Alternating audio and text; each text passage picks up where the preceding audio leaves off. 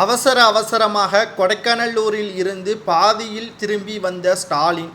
முக்கியமான செய்தி வெளியானதை தொடர்ந்து ஒரு நாளுக்கு முன்பாகவே சென்னைக்கு திரும்பி வந்தார் ஸ்டாலின் அவர்கள். இந்தியா கூட்டணியிலிருந்து திமுகவை நீக்குவதாக தற்பொழுது அதிரடியான முடிவு இந்தியா கூட்டணி எடுத்திருப்பதாகவும் தற்பொழுது செய்திகள் வெளியாகி கொண்டிருக்கிறது.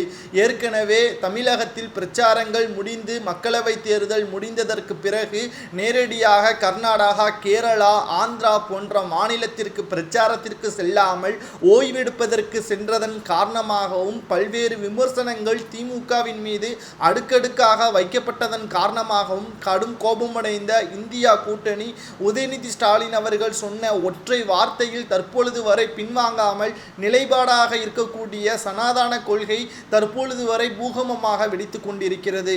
காரணம், பாஜகவினர்கள் மற்ற எதையும் பேசாமல் இந்தியா கூட்டணி ஆட்சி அமைத்தால் சனாதானம் தற்பொழுது இருக்கக்கூடியதை விட மிக மோசமானதாக மாறிவிடும், இது நமது ஒருமைப்பாட்டை சீர்குலைக்கும் விதமாக மாறிவிடும் என்று பாஜகவினர்கள் பிரச்சாரம் செய்து வருவதாகவும், இதற்கு முற்றுப்புள்ளி வைக்க வேண்டும் என்றால் உதயநிதி ஸ்டாலின் அவர்கள் அனைவரிடமும் பொது மன்னிப்பு கேட்க வேண்டும் என்று இந்தியா கூட்டணியில் குறிப்பாக மேற்கு வங்காள முதல்வர் மம்தா பானர்ஜி அவர்கள் தெரிவித்திருக்கிறார். இதற்கு உதயநிதி ஸ்டாலின் அவர்கள் சம்மதம் தெரிவிக்காமல் இருந்தால் இந்தியா கூட்டணியில் இருந்து ஒன்று நாங்கள் வெளியேறுவோம், இல்லை என்றால் திமுகவை விலக்க வேண்டும் என்ற கோரிக்கையையும் மம்தா பானர்ஜி அவர்கள் முன்வைத்திருக்கிறார். இதனால் என்ன செய்வதென்று தெரியாமல் தற்பொழுது 7 கட்டமாக நடைபெறக்கூடிய மக்களவை தேர்தல் ஜூன் 1ஆம் தேதி வரை நடைபெற உள்ளது. இதனால் மற்ற இடங்களுக்கு திமுக பிரச்சாரம் செய்வதாலும் பிரச்சனைகள் அதிக அளவில் தான் இருக்கிறது. காரணம், திமுக என்றாலே மக்கள் மத்தியில் கடும் அதிருப்தியும் கோபமும் தான் இருக்கிறது. வடமாநிலங்களில் தமிழகம்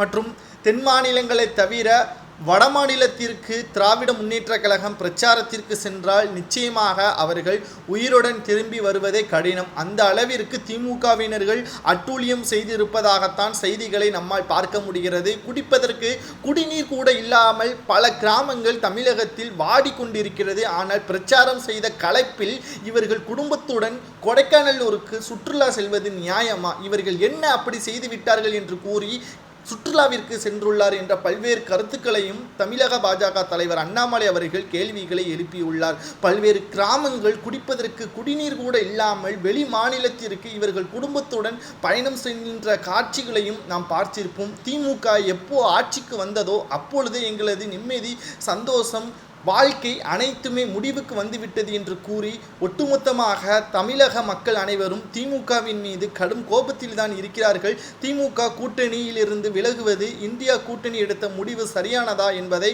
கமெண்ட் வாயிலாக மறக்காமல் கூறுங்கள். நன்றி, வணக்கம்.